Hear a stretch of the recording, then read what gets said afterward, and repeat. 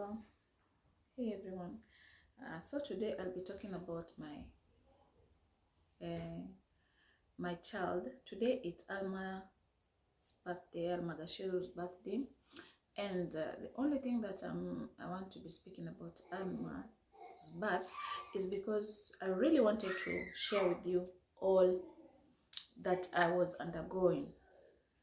Since for me it wasn't my first birth. I've already had other two kids. Ryan, he's 13, and Aliyah, she's 6. So I thought that the third child, it could be so easy for me because it's an experience, and now I have I had settled, and I was feeling okay for me because you can see the ages that have gapped my kids is okay. And also, one thing about Alma's pregnancy, uh, it wasn't easy. It wasn't easy because, for one, I wasn't ready. I was still planning to have other dreams before, but definitely the baby came, and for me that time I thought that why not, despite of so many issues. I just decided, I just felt like I should just have this at this age and then finish with everything. So Alma's pregnancy was the toughest.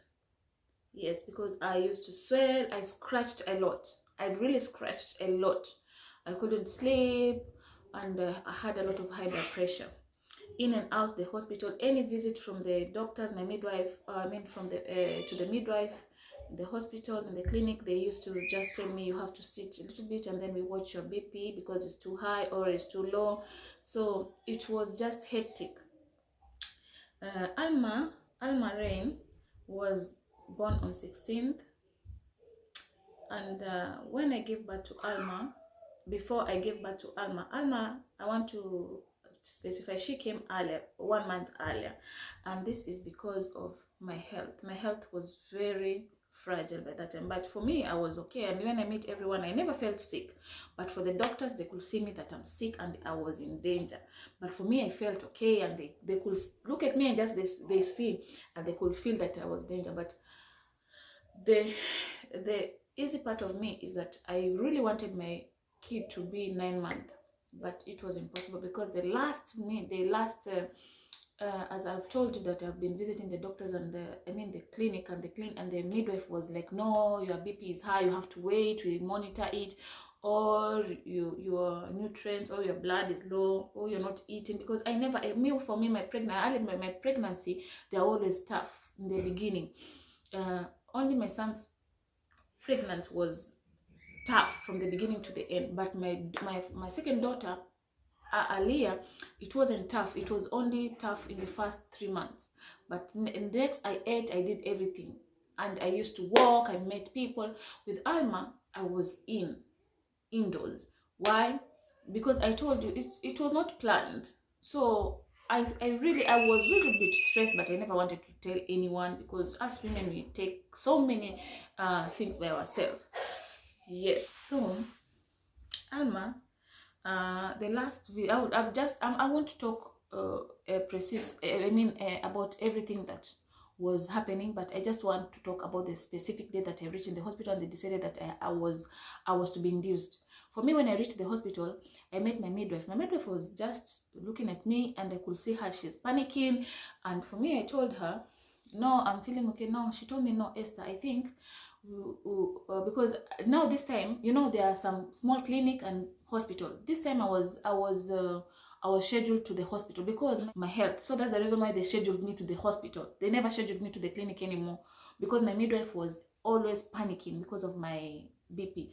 So since they decided to schedule me to the hospital, to the big hospital, me arriving there, my midwife there in the hospital was very calm, and she was looking at me like there was something. And then she told me, but Esther, I think now you're not supposed to go home. This baby should be out now, this minute. And then even when she finished to say now, she pressed a red button, because that time I went with someone. I'm sorry, I went with someone. So when I went with the person there, we were not getting along because we had a lot of issues by then. So when we never got along, so for me, When I reached there, he went and then he left me there. So when he left me there, so definitely the BP got raised and it could not go down.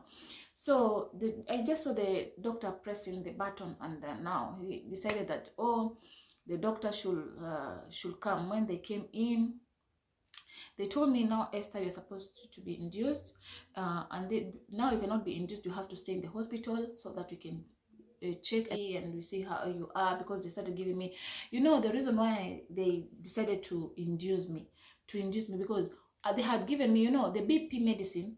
It started from the lowest to the highest. So because my pressure was too high, they had given me up to the drug that it's very dangerous for me and for the child. That's the reason why now they started getting worried, because it's not getting better. If you're given a medicine, it's supposed to regulate and lower the BP, but no. The more I take, the more it became difficult and difficult. And when they told me that, and then I was still wanting to argue that I'd never believe, because it was still 1 more month. So I was feeling like I'm still energetic. But for me, true, in the house, in my home, I wasn't okay, because I used never to eat good. Yeah, I was sick almost the whole pregnancy, because also I had also issues with my own stars. And then because Alma came, as women, sometimes a child can come when you're not ready, but you just decide to say, at your age, this is what you want. So when they decided that, but I told them that I can go and pick my stroller for the child and some clothes, because I don't have anything. No, can the father of the child bring you? I said, no, it's good for me to just walk, because I was still feeling energetic. And they said, and they looked at each other, and then they decided, let her go, because I was still feeling good. I was so good, I was okay. But I could see that they are like doubting if I'm okay, because they were thinking the pressure of my blood could react on the way. So I went home. Can you imagine? I carried the vagnen, the stroller. We call it here vagnen in Swedish. I lived in the 3rd floor, up to down. I lifted up, and then I carried it with clothes that I had packed for the kids, for my daughter, not knowing that, because it was just something that came.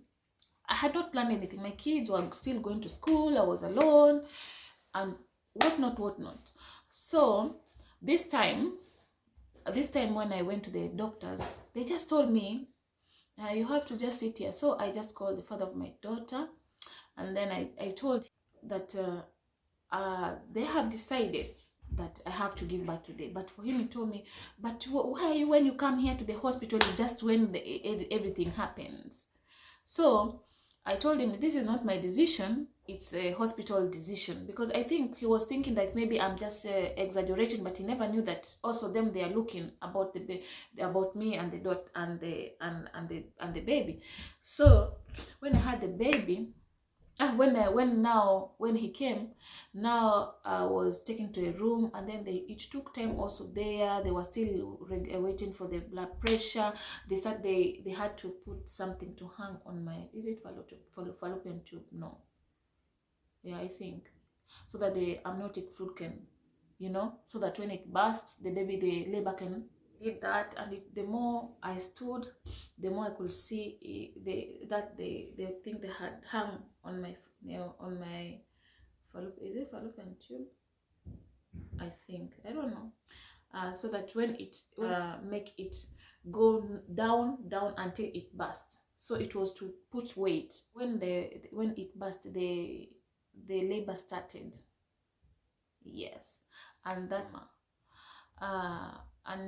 because in the hospital I had when I met there, I had my first nurses who were there, and the midwife.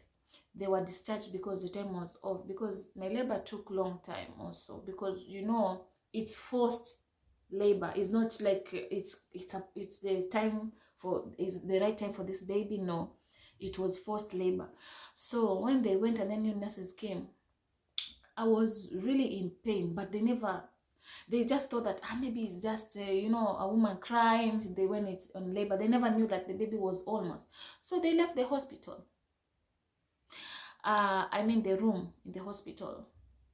and I was there with the father of my daughter, and I was like pushing. I could feel like the last time that I pushed, I peed. After peeing is when the baby came out and there was nobody. So the father of my daughter was like looking where he can be. He pressed the emergency button. No one was coming. He went out. When they came back, they found me. They had already delivered by myself. Yes, I did that by myself. So that's the reason why this day is very emotional for me, and is also at the same time so special for me, because I know I'm very strong. Okay, they told me that Esther, you can sue the hospital. Those are the things that we are going to talk about, me delivering by myself. Why, Esther, did you deliver you? Just know that this is the only short story that I can tell you about. Yeah, today it's Alma's birthday, and I want to wish her well. I want to bless every step that she's going to be making. I want to just pray that she be a God-fearing woman when she grows up and be so helpful. And I think one day when I'm gonna share with her everything, what was happening during all the, kids, when they grow up, they always definitely want to hear a little bit stories of how their mom. It's hard because for me, I could not ask my mom. My mom was those people who are nonsense, and I couldn't just ask her anything like the way I'm talking to my kids now. We thank you, and please subscribe and stay tuned to the next video.